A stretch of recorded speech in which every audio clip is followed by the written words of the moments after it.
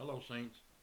We've been talking a little bit about the three angels' messages, and we spent some time on the first angel's message on that first part, spreading the gospel. It's the gospel message that has to go out into the world. That's Matthew 28. That commission has not changed. If you're a Christian, that's your marching orders. Share the gospel message. And you begin by sharing what Christ has done for you. Share your testimony. Now, I've heard some people say they didn't particularly like the idea of sharing the testimony up front.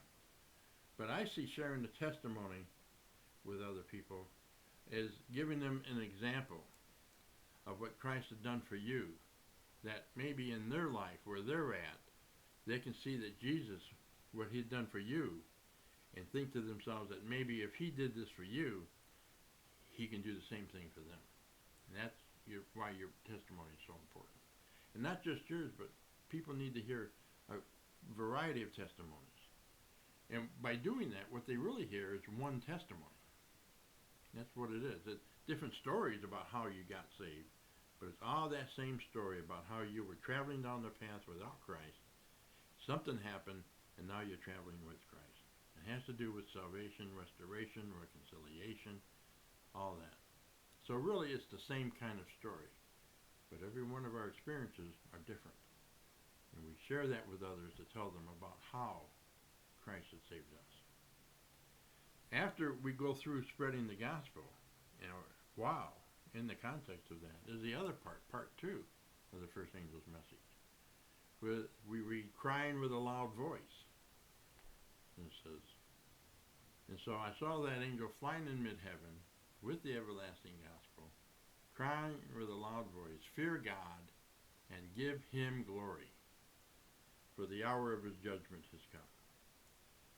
Now, normally we think about maybe the investigative judgment or some other kind of judgment. The judgment in the sense of a decision, condemnation. Now, Jesus isn't stepping, or God isn't stepping upon the stage of action in order to condemn us. He's stepping on the stage of action to take back the world. Remember, for over 6,000 years, this world has been in the hands of Satan. And what God has got to do sometime in the future is take the world back. He's not going to leave it in the hands of Satan forever. At one point, it's got to go back into the hands of God. That's what we see here in this second part of the first angel's message. God is coming to restore justice. He says, the hour of his judgment has come. It's here. And what he is not just passing judgment on people, but he's restoring justice. That's where the word really comes from. Justice in a world without justice. He's putting things back the way they were before sin came in. And now that's something you and I can get behind. Even an atheist who sees the natural disasters and all the innocent people who died in it, and they wonder where was God when that happened, they have a sense of justice. And here it is. God is stepping on the stage of action to take back the world, to restore justice in an unjust world. The hour of his judgment has come.